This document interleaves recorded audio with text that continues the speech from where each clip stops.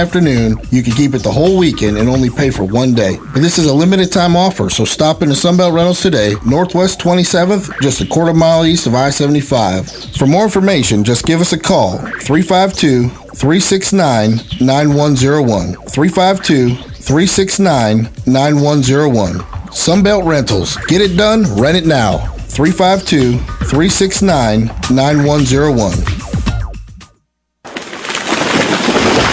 That was the sound of a tree falling. It could be your tree. You're going to have it trimmed, but never got around to calling Pride Tree Service. It could have fallen in a field, and now all you have to do is call Pride Tree Service, and they'll have it quickly out of the way for a great price. But don't wait until the tree falls. It may not fall in the field. It may hit your car, your house, or worse. So call Pride Tree Service today and avoid all those headaches before they happen. Pride Tree Service, 572-2510. That's 572-2510.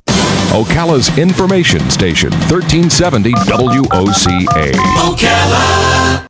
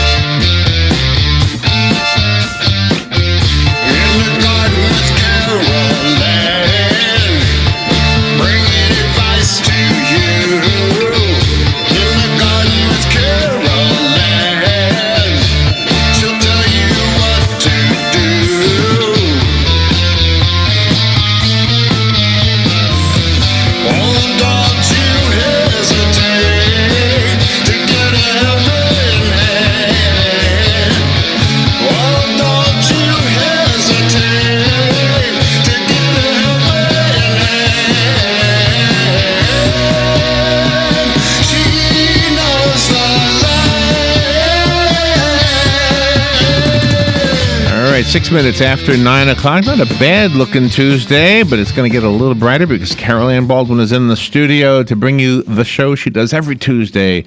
It is called In the Garden with Carol Ann. And if you would like to be on the show by way of the phone number is 622-9622. We invite you to call in, whether you're reporting on your garden or asking questions about your garden or your lawn or your trees or anything that might apply to this topic. And good morning, Carol Ann. How are you? Good morning, Larry. Real good this morning. Nice weather, huh? It is. It's a little damp, cool out there, I guess because it's overcast and it's early. Do you remember last year we had a really nice spring? Yeah, we actually had a spring that extended through. Maybe we'll get another one. Could be. I mean, we had no winter. Why not have spring instead? You're right.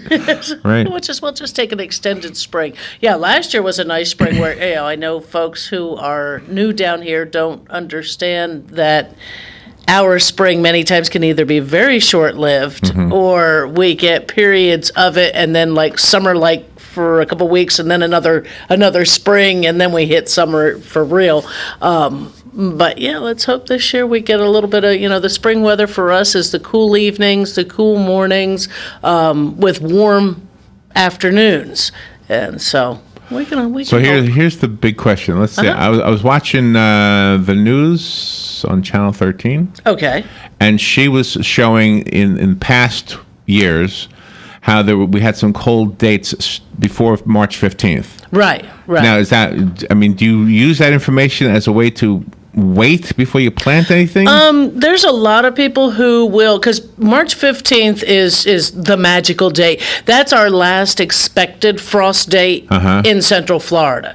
Our first one is November 15th. That's when you can expect the possibility of a frost somewhere in that time period. Our last one is usually sometime before the 15th of March. One year we had that big March 13th storm, that storm of the century, the whole thing. That was horrible weather right there at the end of what we consider our winter months, our frost season. Right. And that wiped out a lot of stuff for people. We can have, it was 1993. I believe so. Yeah. That was. I have a way of remembering it. Yeah. The damage that was done. Well, that was the year we had a tornado that went through the airport. And Okay. So yeah, that is the possibility, and there are some people who won't even plant their gardens until they hit Easter. And to me, it's worth the chance. The seeds are not that expensive. It's if you can get your garden started a little early, or I've got some things started in trays that I'll put out in the garden shortly. Pushing it maybe a little bit, but some stuff won't even come up if it's too early. If that ground, because it's the ground temperature, if that ground temperature isn't warm enough, it's not coming up. Your seed will either sit there and rot, or maybe you'll get lucky and it'll just be delayed on how quickly it comes up. So, you can only push it so far. Nature knows when to start things. Okay, I have a question. I posted 2 pictures on your Facebook page, which, by the way, if you want to see Carol Ann's Facebook page, not her personal one, but the one associated with the show, it's simply called In the Garden. It's a group. You call it a group, right? Yeah, okay. It's a group page. So one is just simply my banana plant looks like it's going to have bananas this year. Yes, it's blooming. And it's actually got a hand on there. And nice, yeah, it's really high too, which I like, because the last time it was kind of low. And it was, by the time it got enough weight on it, it basically just broke off. So but I did get edible bananas off of that. Sure. And this being high, what the possibility is too is that can be heavy by the time they're reaching a maturity and pull that tree down. But the bananas generally only bloom and fruit once. And so this is possibly another tree. Isn't that interesting? Yeah. That is fascinating. And then the other one on there is right out here in front of the studios with the Little John bottle brush, which are a little dwarf bottle brush right here in front of the Paddock Mall. And they are just a beautiful little plant. I mean, right out here in the corner. Yeah. But, so I have a question about this. Okay. You couldn't see them in the picture. Maybe they were scattered, but there was wasps. Oh, yeah. All over that thing when I took the picture. Great pollinator. Which is what I thought I was taking a picture. I thought I was taking a picture of wasps, on flowers. On the flowers. But maybe they saw my camera and they said, I'm out of here. Could be. All right. Incognito, they're in the protection plan. You know that. We're trying to watch out for pollinators. So they scattered when they were going to get photographed. All right, so this land that we're on used to be a horse farm, right? Sure. It was big pasture. And so there was no buildings except for maybe a barn or whatever. Right. And I'm guessing that those wasps, or their ancestors, lived here. I'm guessing they never really moved. They just, so long as there's nectar plants, so long as there's things like that, they will come. I mean, build the garden, they will come. We always have wasps here. Yeah. It's an ongoing battle right outside. Well, with some of them, they're the paper wasps, and others, you get your solitary wasps, the mud daubers. Any structure they'll build on. Does that sound like a surname? That's just like somebody's last name. I always think that. Mud dauber? Yeah, like Johnny Mud Dauber. That sounds like a good, I don't know if he sounds like the mafia guy or a rock star. A rock star. Yeah. But Little John, any of the bottle brush are great attractors for wasps, bees, butterflies, hummingbirds. So nice and pretty red. It's such a pretty bright red, and does have some nectar to it and pollens for them to collect. Right next to it, by the way, are those other plants, and I thought they were called bottle brushes, but I guess they're not. They almost look like seagrass. I mean, the grasses, the ornamental grasses, white fountain grass. Is that growing, or is that just that's a flower? That's a flower. That's the flower. That's the seed head. That's the inflorescence. I should take a picture of that. That's the inflorescence. And in the picture, the stuff that I took that is not the flower part, but like the leaves, the stuff that looks tropical. Yeah. Well, is that part of the same plant? Is that? Yeah, just the little green. Yeah, the leaves little pokey things. Yeah, that's the leaves. And these ones out here don't look quite as pretty as they could, but I don't think they prune them and fertilize them. They look prettier because I had the camera close to them. Right. But I'm just saying the shape of them are really they are a compact. The Little John is a dwarf bottle brush. It only gets about 3 feet high. That's its mature size. It can get about as wide or wider than it is Maybe high. That's why they so planted it's a short it there. squat. Yeah, exactly. Because otherwise you'd have a huge, huge plant. Because bottle brush, the regular ones get very large. The MacArthur is one that'll get about 6 to 8 feet. So that one's a little bit smaller. Can be a focal, maybe in a bed. But then you get your other ones, and they'll go 12 to 15 feet. And then, if you're lucky, you can find what we call standards, where they've been taken and a single trunk has been selected, and everything below the on that trunk will be taken off while it's growing, and just the top being kept to where you have what we call a standard, a tree form of those. And those are real, if you're lucky, you can find them. They're not around everywhere. So a lot of times what we get, I think I've got some coming to the store, I hope. When you could find them, it's don't go, ooh, I kind of like to have one of those. If you want one, get it, because you may not find it in 2 weeks afterwards. Wow. Look at there. All right, we have 45 minutes to go in the show. We would love to hear from you. Carol Ann is here to answer your questions about your lawns, your gardens, your choice of products to use, whether it's fertilizer or herbicide or pesticide or organic, et cetera, et cetera, et cetera. Everything you got. The phone number, if you want to call in, even if it's not a question, the number is 622-9622. We will be right back. The weather is brought to you by myfwc.com. Safe boating is no accident. Times of clouds and sunshine and warm on this Tuesday, high 78 to 82. Then becoming mostly cloudy Tuesday nights with a shower in spots late, low 61 to 65. Wednesday will be cloudy and not as warm with periods of rain, some heavy, and a thunderstorm. There could be some flooding, the highs in the 70s. Thursday, mostly cloudy, still a bit of rain and a thunderstorm, high 76 to 80. From the Florida Weather Center, I'm meteorologist Joe Lundberg. Hello, gorgeous. Hi, this is Becky at Hello Gorgeous Salon. Let's get rid of those sun damaged ends and faded out color and get into something rich and vibrant. It's time to get that new look started. So call today and set up your appointment at Hello Gorgeous Salon, 351-5358. Hello Gorgeous is a certified Brazilian blowout salon. We can tame those locks, leaving your hair healthy and shiny with a Brazilian smoothing treatment. And whether you're going on a job interview or out on a date, your hands do a lot of talking. Manicures are a must. Hello Gorgeous is a full-service salon, so let us help you make a great first impression. Call us today to set your appointment at Hello Gorgeous. Our number is 352-351-5358. Again, that's 352-351-5358. Hello Gorgeous is conveniently located in the heart of downtown Ocala, right next to the historic Marion Theater. And don't forget, we also do men and children's cuts too. Hello, gorgeous. On top of the world, Ocala's premier active adult community has done it again, and this time it's bigger and better than ever before. 10 new, never-before-seen decorated models will make their debut on Saturday, February 25th at 10 a.m. 5 exciting new plans from our maintenance-free Premier Series, and 5 big new designs from our Estate Series in one convenient model center. Mark your calendars for the can't-miss model grand opening event. On Top of the World has all the lifestyle amenities you want right here.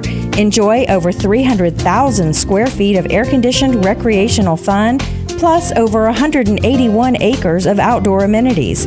Join us on Saturday, February 25th, 10 a.m. to 4 p.m., and tour our 10 new decorated models. On Top of the World is located on State Road 200 west of I-75 in Ocala, or visit online at ontopoftheworld.com. That's ontopoftheworld.com. Equal housing opportunity. Cookies, cookies, cookies, cookies. We go cookie eating cookies. When you want something special and fun for any occasion, get cookies.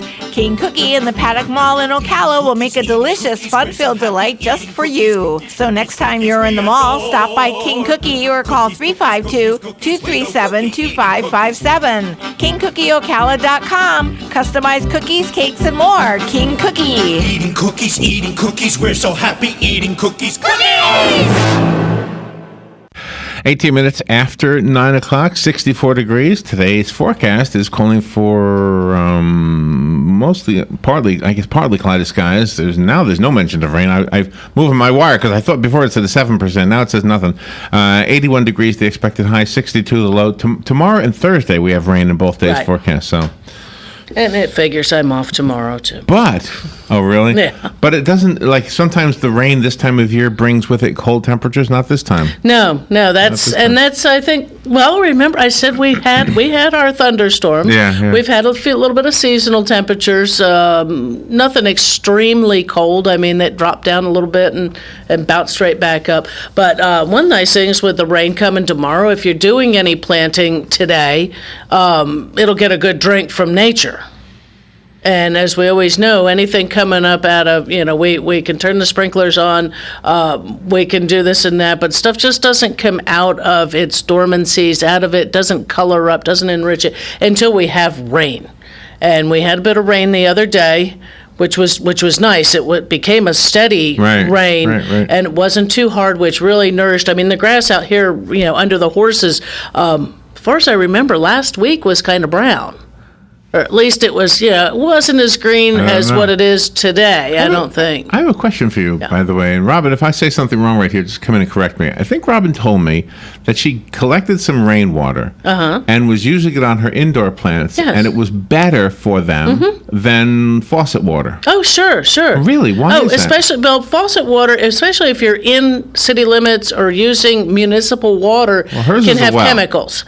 But the rainwater it has more nutrition. Yeah, well, we've seen it that, and especially if there's lightning involved, where you get the ionization of that water. It's if you've ever noticed plants, the grass especially outside, we'll turn, if we had a dry winter or anything, and people are turning the sprinklers on, trying to get that lawn to green up and to get going, and it doesn't do anything. You're providing water, but then we get a good rain and boom, it's just. Would that make a difference for us? Like, should we be drinking rainwater when we can? No, well, rainwater is not necessarily clean because the pollutants that come through. But it's good for plants. Well, plants filter that kind of stuff and take it up a little differently. But they always said washing your hair in rainwater made your hair softer.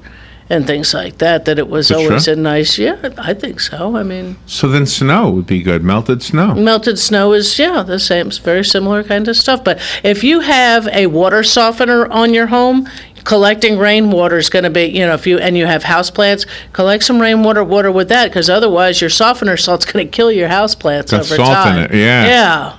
And just like if you have a fish tank or an aquarium or something like that, and you're needing to change out water, it's usually recommended that you get your water, bring it out of the tap, and let it sit for 24 hours before you use it. That's to dissipate the chlorine and the other chemicals that are in it.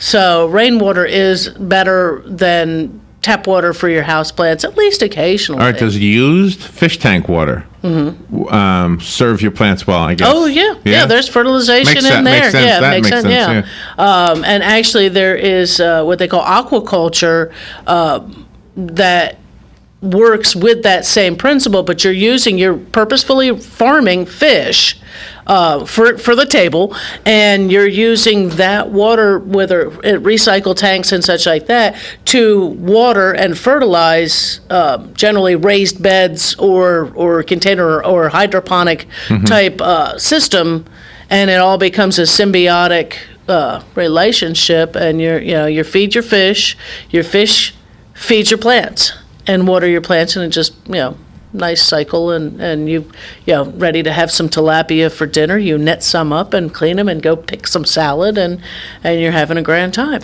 So I almost cut my grass for the first time this year the other day.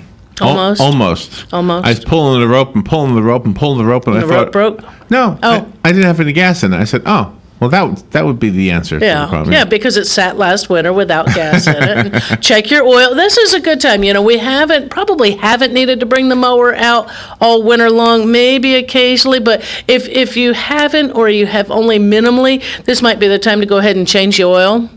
Get a fresh spark plug. Sharpen the blades. Sharp blades make a nicer cut to the lawn, do less damage to the lawn, which in turn will make a healthier lawn. We don't need to get the spreader out quite yet, unless you're just going to do something like a Milorganite or something like that, where it's not really a true fertilizer, but a lawn conditioner, soil improvement kind of thing. But clean that mower up, change the oil, that kind of stuff. So when you do need to bring that thing out on the first time, you're not sitting there going and it won't start, and you get tired and frustrated, and you go to heck with it, and then you have to take it to the shop. Do it now before you need it, and you'll be all set and ready to go. The phone line is open. The number is 622-9622. I actually have a bug question to ask you. Okay.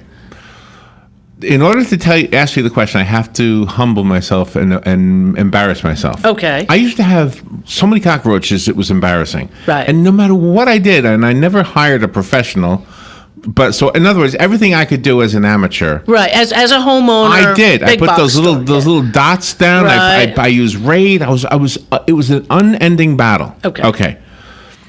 Now I have hardly. Well, first of all, I think I've seen 2 in the past year. Oh, well, and that's 2 good. little ones. Good. And 2 things changed about a year ago. Number 1, my dog died. I had to put her down. Right. Okay. Number 2, Doug moved. Now, Doug. No, wait a minute. I'm not picking on Doug. Okay. But Doug had a professional bug guy. Right. Exterminator. So do I have fewer bugs? And like none. I have none now. Right. It's so good. Is it because the dog is gone, or is it because the bugs are not being chased out of the house next door anymore? Possibly both. Yeah. And didn't someone do renovations to Doug's place afterwards? Yeah. Or so Yeah. that doesn't, they may have eliminated some of that source also, but like you say, that they're not being chased out and into yours because you were not using a professional, an exterminator, Right. doing a perimeter treatment, and because your dog food isn't out. You didn't have some sitting on the floor, and of course, there's always one kibble that gets away. Even just I always thought it was just the residue in the bowl. Yeah, even that, just because there is. I mean, if you've ever, you pick the dog bowl up and you go, ew, because it's. And what you're saying is probably true, because I can remember coming out like in the middle of the night and turning on the light in the kitchen, and they would scramble out of the from dog's the bowl, bowl, and there was nothing in the bowl. Right, but except the residual. to them in there was something. Yeah. Oh yeah, Yeah. there was enough in there So to maybe feed an that's insect. the real reason. Could quite possibly be. But a lot of times, too, if there is possum activity in your neighborhood, or, I know you're in a mobile home that, they can get up underneath there. Possums eat an incredible amount of roaches. And I had a possum under my house. Yeah, so he may have been chomping down on some bugs. I named him Stu, remember? Yes. I've got a few friends that have possums. But I mean, it's funny because they are insectivores in a lot of cases that's what they consume. So even though we fear them, we dislike them, they're not the attractive, animal out there. Everybody I'm okay with possums. Possums are, but they're big insect eaters. We had an armadillo too. Yeah. Now armadillos will I named tear him your yard Casper. up. Yeah. Yeah, but if you tickled his belly, he would laugh. If you tickled the fur underneath him, did you ever try this? No, I never had the opportunity to roll over an armadillo. Sorry. All right, we have a phone call. Good morning. You're on there with Carolyn. Good morning, Larry and Caroline. Tickling armadillos, huh? Yeah, tickling armadillos. Never had the opportunity. The fur underneath. I didn't know they had fur underneath. Sorry. Caroline, yes. How is your ornithology? Not real good. Okay, because I've got a bird feeder out here, and I'm coming up with all kinds of birds, and most of them I've been able to identify. Okay. But there was one. He's about this size of a finch or a wren. Okay. Body-wise, his beak though is different. It's very thin, almost needle-like. Okay. And it curves down at the end. Ah. I haven't been able to identify that one. I'm not real good with the birds, but if anybody listening is, maybe they'll they'll give us an idea. A couple different shades of brown with a little bit of black. Okay. He's not a real spectacular looking bird, but he almost looks like you know what a curlew is? The birds? No, I don't think so. Okay.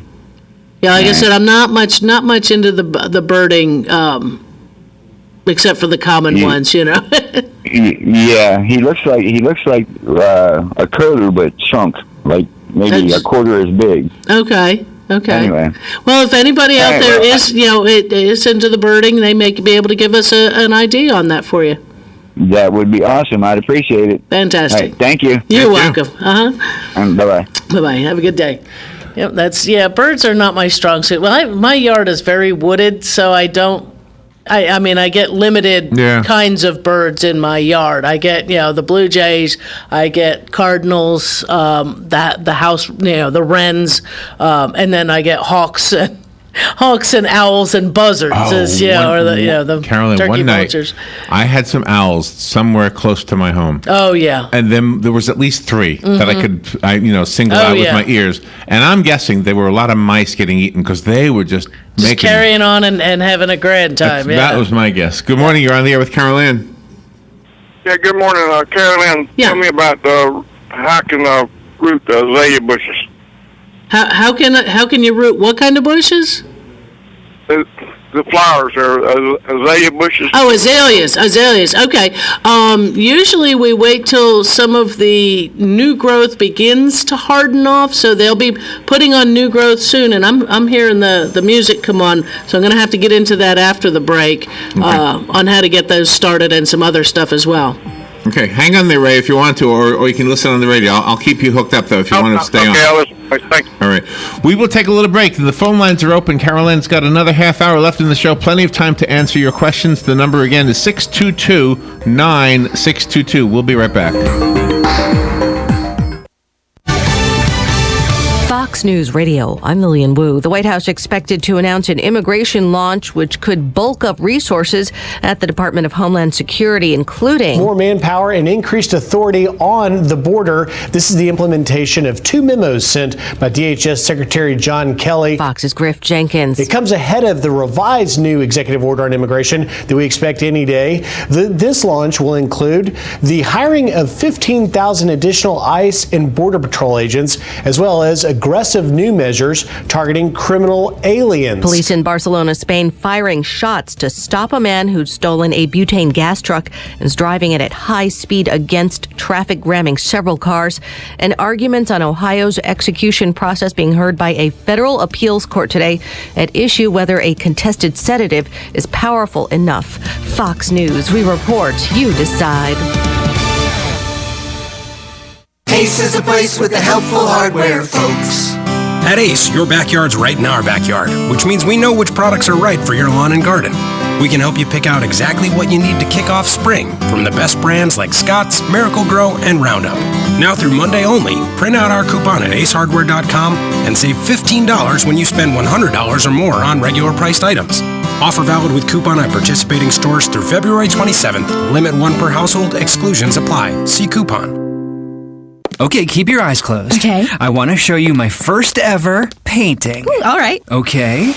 Open your eyes. Oh, that's a lot of colors and shapes. So be honest. What do you think? Well, I like how if you switch to Geico, you could save hundreds of dollars on car insurance. Oh, yeah, that's true. Yeah. Here, why don't I hold your paintbrush while you call them?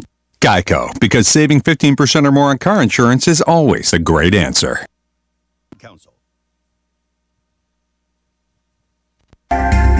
Hi, this is JP from Penn Flooring here in Ocala. I would like to invite you to come in and visit our spacious showroom where we have solutions for every style and budget. From wall-to-wall carpet to hardwood floors and tiles, we have an unsurpassed selection of flooring. At Penn Flooring, we've provided quality customer service with a family touch for over 25 years. Visit our website at pennflooring.com or come by our showroom, 1201 Southwest 17th Street, just over the bridge. Penn Flooring, quality customer service with a family touch.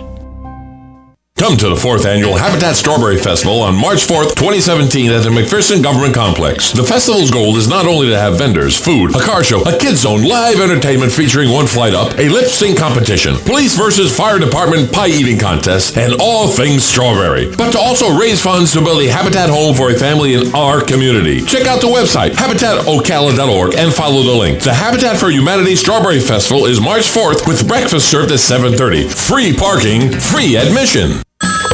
Sunrise Automotive, this is Matt. Hey Matt, it's Dan. Hey Dan. Listen, we're going to be doing some traveling and I need to make sure the car is in good shape. Why don't you just bring it on by, let us check it out. We can check all your belts, your hoses, your tires, all your fluids. In out of town, is that up north in the cold? Yep. Okay, let's check your antifreeze. Also, let's make sure your washer fluid has got alcohol in it so it doesn't freeze up north because that makes for a rotten day. And let's check your air pressure in your tires. Let's look at your brakes, make sure everything is safe and secure there. Let's go through it and just make sure everything is ready to go on the road. You due for an oil change? Yep. Whenever you come in to get your oil change, we always check your belts, your hoses, all your lights. We go through and make sure that everything is working properly. We check all your fluid levels. We do that every time you come in to Sunrise Automotive. So just call you back at this number? Yeah, just give me a call back at 690-1993 whenever you're ready to come in. And you can drop it off, leave it with us, whatever's most convenient for you. Look forward to seeing you at Sunrise Automotive.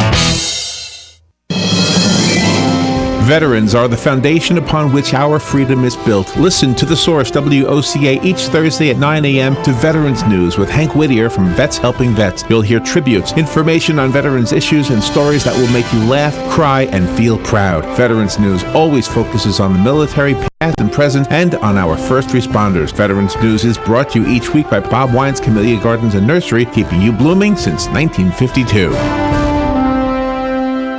PPIR is a networking group formed to serve the realtor and small business community. It primarily serves the real estate and construction industry, but is open to all businesses that provide any service or product to the real estate business community. PPIR has no membership dues or fees for attendees. The watchword are keep it simple and maximize networking time. PPIR chapters generally meet once a month after business hours. For the information on this, call 352-615-9412 or go to events@ppirevents.com. PPIR, professional people in real estate. All right, 25 minutes before 10 o'clock, 65 degrees, temperatures climbing to 82 degrees today with lows tonight around 62. Rain tomorrow and Thursday, but nothing extreme happening other than rain. There's no high temperatures that look extreme or low temperatures. Let's return now to Carol Ann Baldwin in the garden with Carol Ann, and we had a question right before the break on how to root the azaleas. They're really not that hard to root. You could do it. You can root azaleas in a couple of different ways, actually. If you have a long branch that's near to the ground, you can take and just bend that down to the ground. Their limbs are pliable enough, their little branches are pliable enough that you can lay that down to the ground and weight it down with a brick. And there's leaflet or anything, and just weight that down there with a brick so it makes contact with the ground. And after about 6 weeks or so, you probably find that you've got some roots starting on that, and you could then cut that off of the parent plant and move it.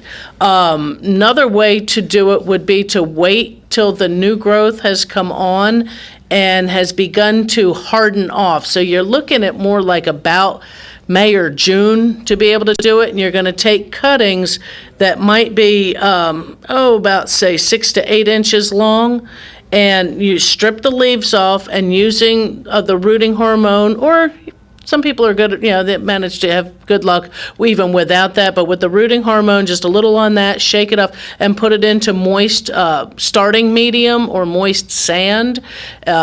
Tuck them in a shady location. You're either going to mist them daily because they have no roots. They can't take up any moisture. You can put them in some people use a plastic trash bag that you can like TP over and just make a TP, not toilet paper, frame over to hold the plastic off of your cuttings, and put that in a shaded location that will keep your humidity up. And I say shade because you'll cook anything in a bag. Plus, most of your azaleas prefer some shade. And any cutting really initially wants a little bit of filtered light more than direct sunlight. Aquariums upside down make a real good little greenhouse in the shade that you can either put pots or you can bury something in the ground underneath them, turn the aquarium upside down on it. But really, it's just a cutting that you're going to strip the leaves off of them, say about 6 inches. About 6 inches long, because you're going to put about 2 inches in the ground to get the roots started on that. You can do that with a whole lot of different plants like that, gardenias, your azaleas, any of your basic shrubs. If you're going to do camellias, those are usually better done with a method called air layering, and that is when you come up to the last 8 to 10 inches of a limb and take a very sharp knife, and you're going to cut into that bark, cut into that cambium layer a little bit. Take your rooting hormone on a toothpick or cotton swab and try to tuck some up underneath there. Hold that open a little bit with like a piece of toothpick. Wrap that in damp sphagnum moss and then wrap that sphagnum moss in plastic wrap.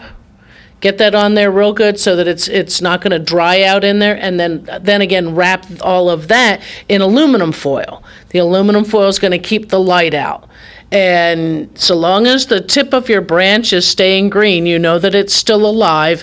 After about, say, 4 to 6 weeks, open the foil up and start to take a look for some roots. If you've got some nice roots, just cut it off the parent plant and go ahead and put it in the soil. Wow. It's not. I'm glad we're recording this. That's a lot of instructions. It is a lot. There is a lot there. You can find it on, online. I think on the University of Florida. I'm pretty sure that there's some publications there. I'm not quite on that page at the moment.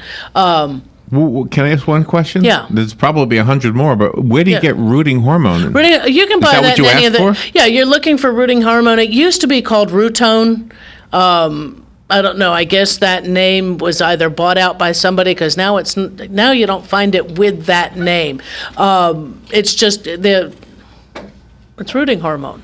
But if you go in somewhere, they're usually going to know what you mean. It's a little teeny container. Usually the ones I've seen locally are a powder, but don't dip right in the container because then you contaminate the whole container. You shake a little bit out on a paper plate, and then you can do your dip, shake it off, put it in the ground. Wow. And even just that put it needs in instructions. So is it good for all plants, the rooting hormone? Yeah, pretty much. Anything you're going to do a cutting with. Does the plant produce the hormone by itself? It's something that, because you figure that little stick that you've cut off was busy making leaves before, and so you want it to make roots. Wow. And so it's just something that will, kind of boosts that ability to do that. A lot of times you can do without it, but your success rate goes up with the use of it. You can do crepe myrtles this way too. You can get your cuttings of your crepe myrtles that way as well and start a bunch of those. Which I know a lot of people who do that. And then you're talking, a year or better before you have a plantable size, plant. So you're going to grow that in a pot for a while. But once you get, you can put 6 or 8 all in one pot.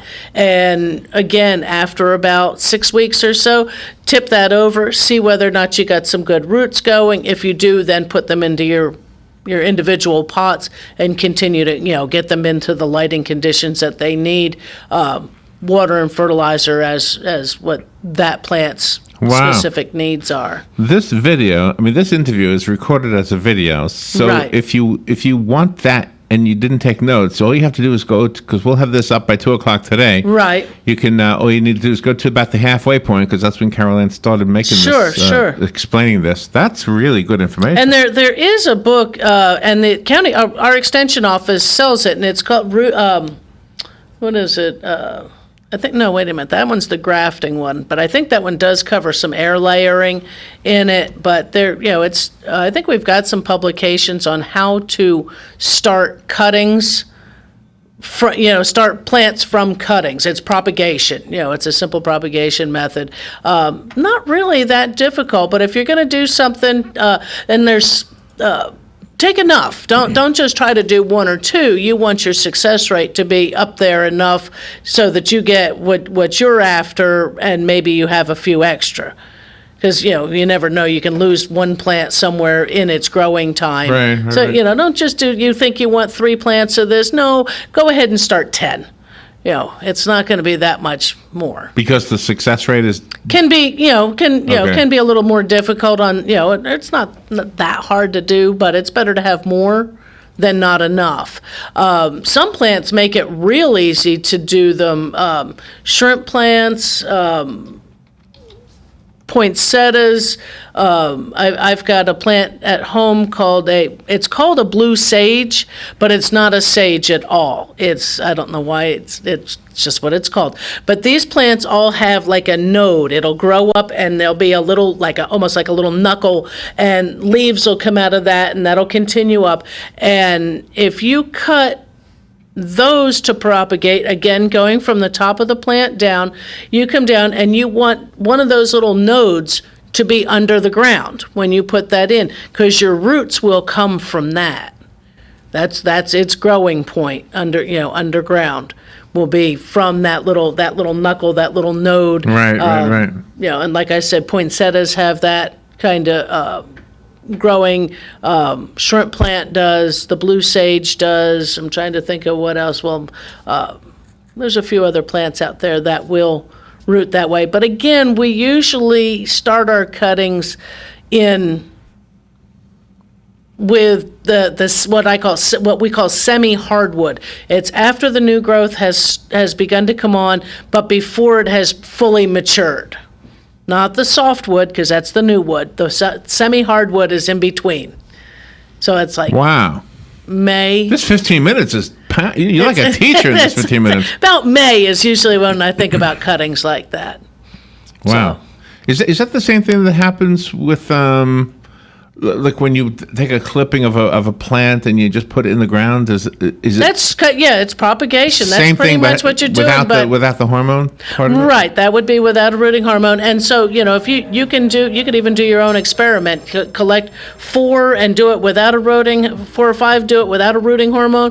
Do same amount with it and see whether or not which one gives you better success.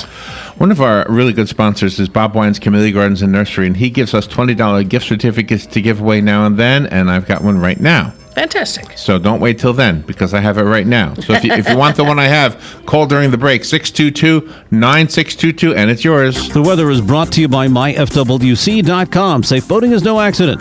Times of clouds and sunshine and warm on this Tuesday, high 78 to 82. Then becoming mostly cloudy Tuesday nights with a shower in spots late, low 61 to 65. Wednesday will be cloudy and not as warm with periods of rain, some heavy, and a thunderstorm. There could be some flooding, the highs in the 70s. Thursday, mostly cloudy, still a bit of rain and a thunderstorm, high 76 to 80. From the Florida Weather Center, I'm meteorologist Joe Lundberg.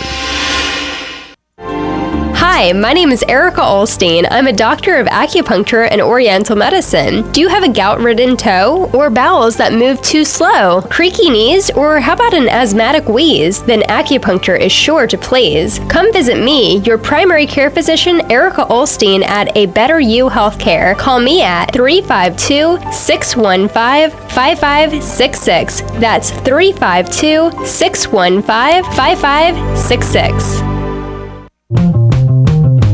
Hey, this is Matt Wilkerson from Verizon. You work all day, right? So why would you want to spend your night out shopping for that new phone? Well, Marion County, let me and Verizon help you out. I can deliver to your home or office, saving you precious time. Phone, tablets, internet, home phones, even accessories. Whatever you need, we will deliver free of charge. Call me at the store, 352-528-0020. That's 528-0020.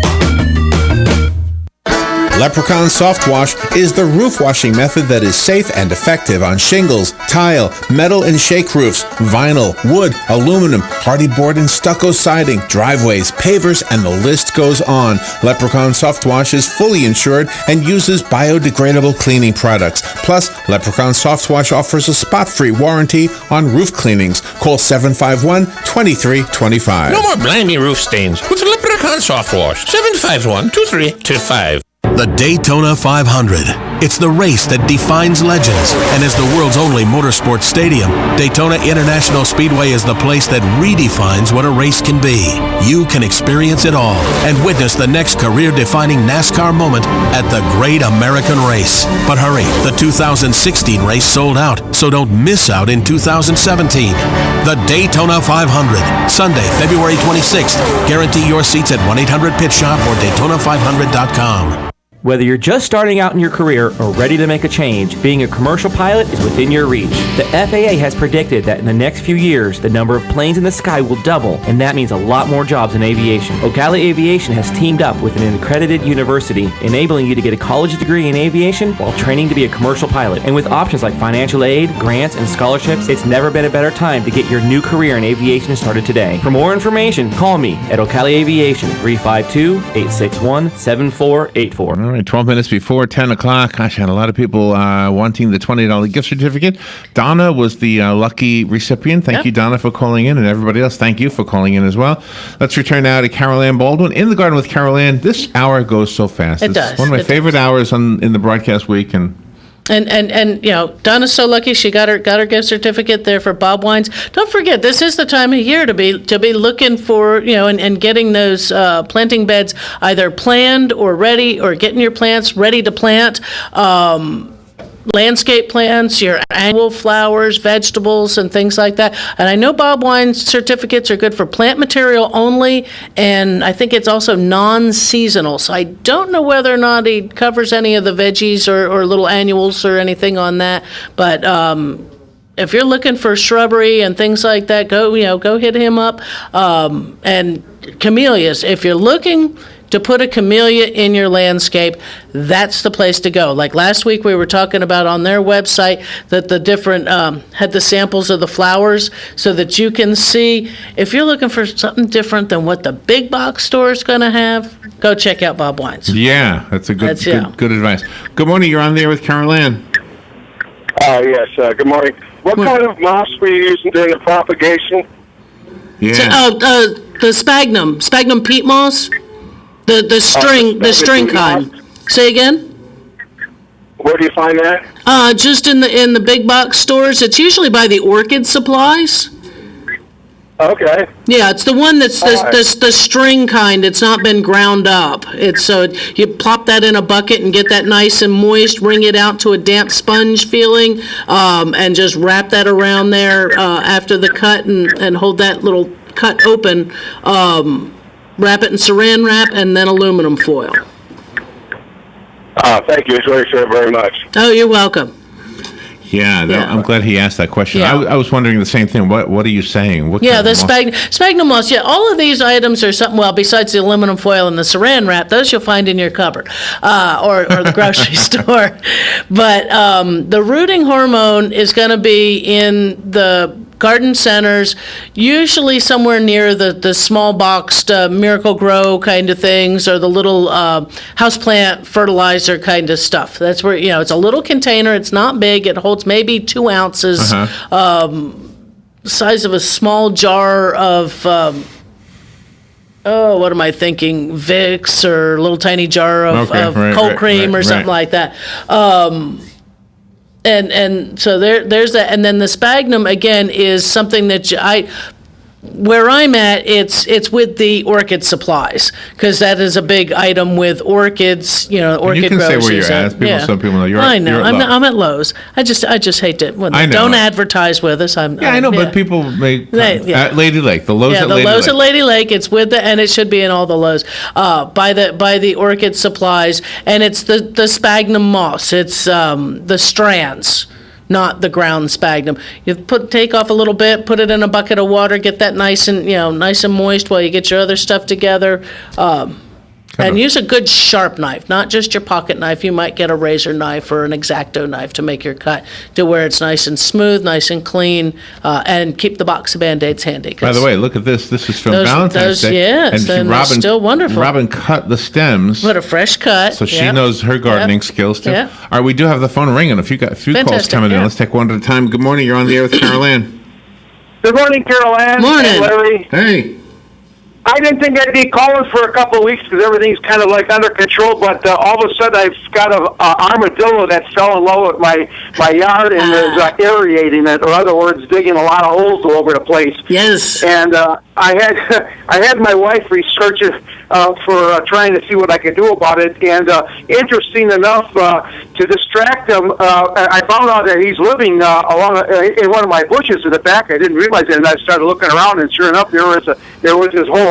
And so, according to what we learned, there's 2 things that can be very helpful. And one was coyote urine and mothballs.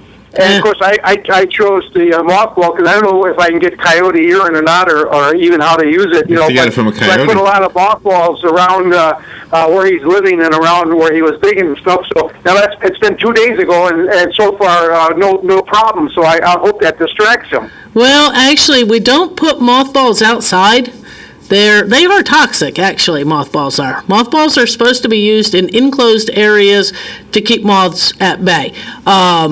They can actually, if something were to consume them, could make them very sick. Coyote urine you can buy online. But the thing is if they're tearing up your yard, the reason they're tearing up your yard is he's feeding on something. He's either eating grubs, earthworms, mole cricket larvae or small mole crickets. He's eating insects in there. So that's where your problem is if you don't have any there, there's nothing for them to eat. Yeah, well, maybe it's good that he's getting rid of those insects. Although he doesn't. The damage is not real bad. It's about the size of if you play golf, a hole in a golf course. About that large. Right. I go with a little rake and kind of fill it up real quick. But sure. I don't know what to do. I thought the mothball was a good idea, but maybe not. Yeah, a lot of people throw that. Everybody wants to do mothballs, chase everything away. Mothballs are really they're not labeled for use outside. We don't put them up underneath our home. We don't put them in a closet in the home, just plain. They're usually need to be in a sealed location. There is an ingredient in something like the snake away, which is going to contain something similar to the mothballs, but it's in a formulation that is not something that's going to be harmful to the environment. There's also other products on the market that, again, they act as what it is. It's sensory, it's scent that chases them off. That you would be going, that you can go with the capsaicins or the ones. I want to say that Have a Heart has like Repels, or somebody makes Repels all, and they are the putrescents of egg solids, so it's a sulfur smell, capsaicin out of the hot pepper, even black pepper in there, to where when that's a granulated, it's all formulated into something that's not going to melt real quickly. It's nothing toxic to any animal, that if they do breathe it, eat it, consume it, taste it, that it's not going to hurt them. It would be moreover they'd get a snootful of it and not wish to be there. That's that. With that coyote urine, what do you do? Put that in a sprayer and just spray it? Usually, probably it's going to come. Yeah, probably it's going to come as a spray, as a liquid that you would put in and then spray them, or you're going to. It may even come as a granulated, where a pellet type thing, where it would let it go over an extended period of time. Okay, I'll give that a try, and I'll keep you informed. Okay, all right. Thank you. Sounds good. And you have another call. Good morning. You're on the air with Carol Ann. Hey, good morning. Good morning. Well, we all have to be mindful about what we put outside in the yard, in the dirt. Oh, certainly.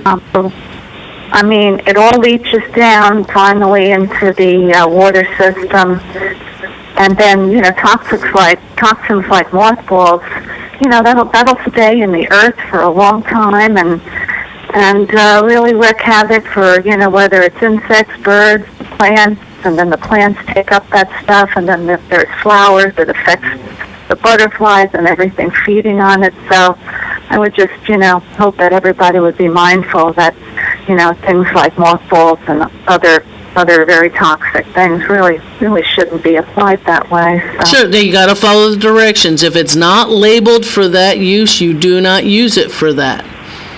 Absolutely, Carol Ann. Yep. Thank you. Yep. All right, thank you for the call. Thanks for calling.